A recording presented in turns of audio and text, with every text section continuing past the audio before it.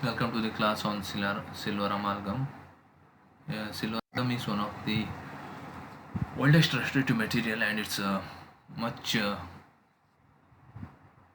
better restorative material except the aesthetic wise. For the posterior restoration, it has played a very important role so far in the field of operative dentistry. Dental amalgam has served as an excellent and versatile restorative material for many years despite of controversy. Coming to definition, alloy is an union of two or more metals. Amalgam is an alloy that contains mercury as one of its components, and dental amalgam is an alloy made up of mixing mercury with the silver and tin. So how you prepare the silver amalgam? Silver amalgam can be prepared by mixing the, as like how you do in other cements. There should be a powder and a liquid. By mixing the process of mixing the powder and liquid. But here what happens is the powder is the silver components, silver alloy, and liquid is the mercury. So what you do is you have to make the mercury to get mixed with the silver powder, which is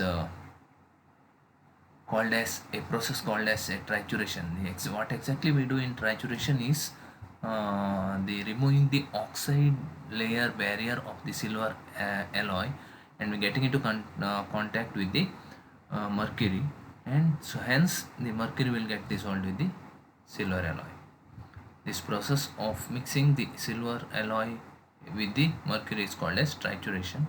In the condensation is the hence triturated and finally obtained material is kept in the inside the cavity, which is prepared already, and it is condensed or pressurized to adapt all the walls and the irregularities of the cavity. The process is called condensation. These are the classification of the silver amalgam alloys. It's classified according to contents, according to the number of alloys present, and according to whether the power consists of unmixed or powder consists of unmixed or alloys, or it's according to the shape of the powder particles, according to the powder's particle size, according to copper content of powder, according to the addition of noble material, also according to the presence of zinc. There are few classification which is based on all these types. So coming to the material aspect, the mercury, it has ADA specification number of 6. Silvery white mirror like surface it is. Atomic number is 80. Specific gravity is 13.55. Freezing point is -38, and boiling point is 356 degrees centigrade. This is the mercury, and the alloy is supplied as shown in the picture. This is the mercury and this is the silver alloy. The mercury is having its supply, which is mixed with the alloy and obtain paste like material is called as silver alloy. Silver amalgam. So these are the composition of the silver amalgam, which the alloy has low copper, high copper, or single composition. So in that low copper it has lathe cut spherical, and high copper has admixed with the lathe cut spherical, and single composition has only spherical alloys. These are different composition of silver, copper, zinc, and tin. Yes, name suggests the spherical alloy is having the spherical or the circle like shape, which are uniform. Of course, in between you can find some areas which is left empty. The alloy coming to the lathe cut is having the different shapes of the alloys, which is having irregular or the in not well defined shapes. This is the lathe cut, and to get the properties of both lathe cut and spherical, we'll end up with getting admixed alloys, which is having lathe cut, which is with the incorporation of the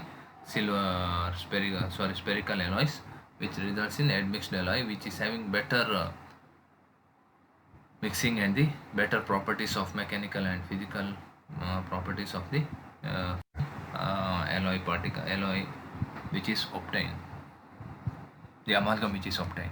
The functions of each ingredients: the silver, which whitens the alloys, increases the strength of the alloy, increases the expansion of the alloys, decreases the flow of amalgam, decreases setting time, resists the tarnish and corrosion. Tin decreases the strength of alloy, decreases the expansion of alloy, and increases flow. Greater affinity for Hg helps in amalgamation.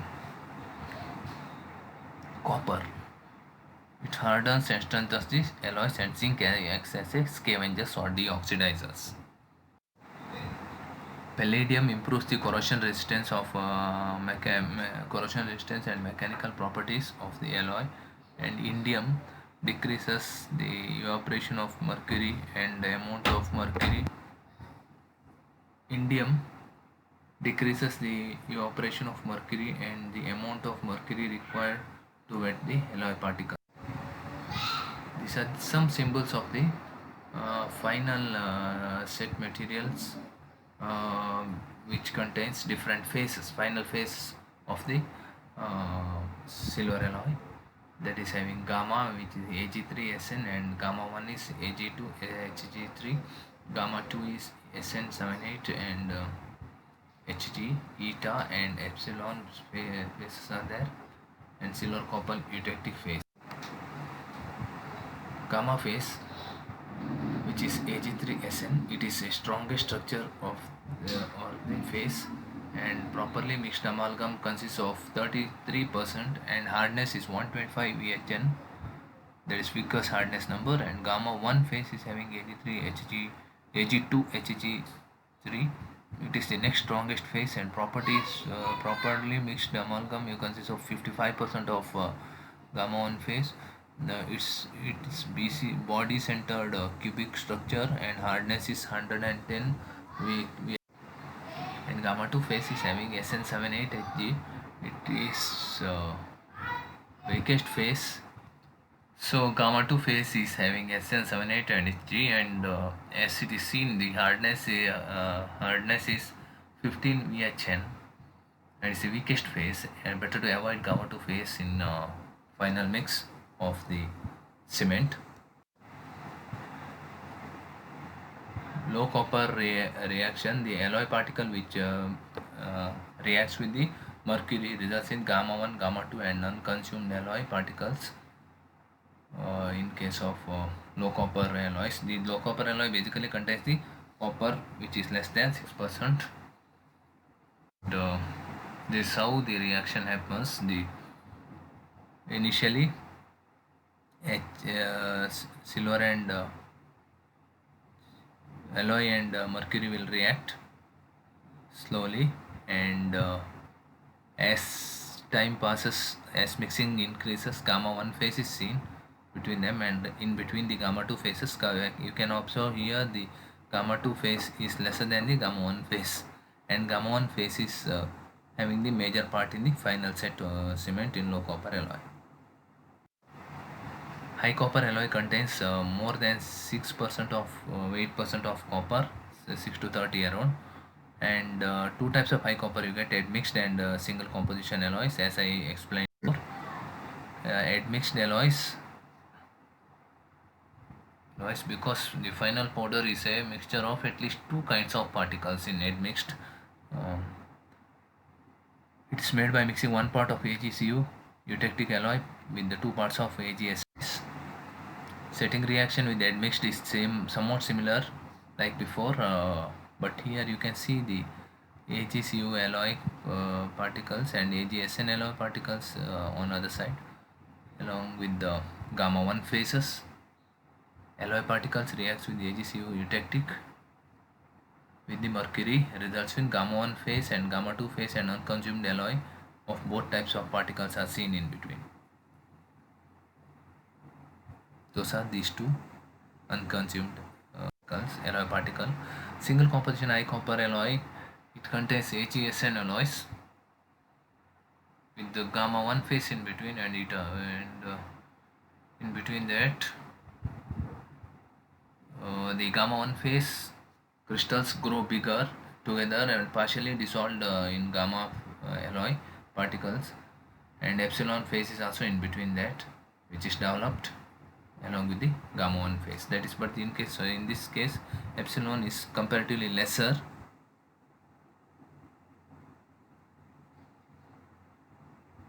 and also eta phase in between the gamma 1 phase also seen in case of single composition high alloys. This is what we use in clinical side to mix the amalgam with the mortar and pestle to it. Also the mechanical mixing we can be done with the amalgamator as shown here, which is we use in our tent. And amalgam carrier is the one which is like your ball pen, where you can fill the amalgam at the tip. According to spring action you can deliver it wherever you want. And this is the final set of the silver amalgam material what is obtained. Soon after you finish this, the paste kind of material what you get it after mixing, there is the trituration reaction. You carry the amalgam with your amalgam carrier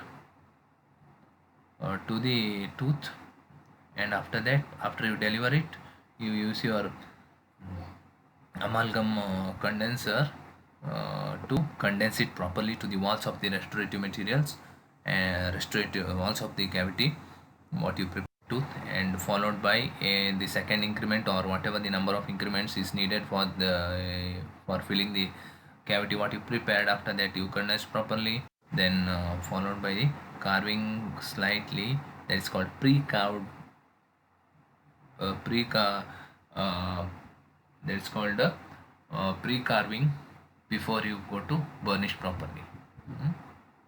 So you will carve with your amalgam condenser to add up properly with the walls of rest cavity what you prepared, and results in the proper carving with the diamond carver or Hollenbeck carvers. And this is what is the final obtained, and it's the finishing of the restorative materials what you done. That's the end of the class today.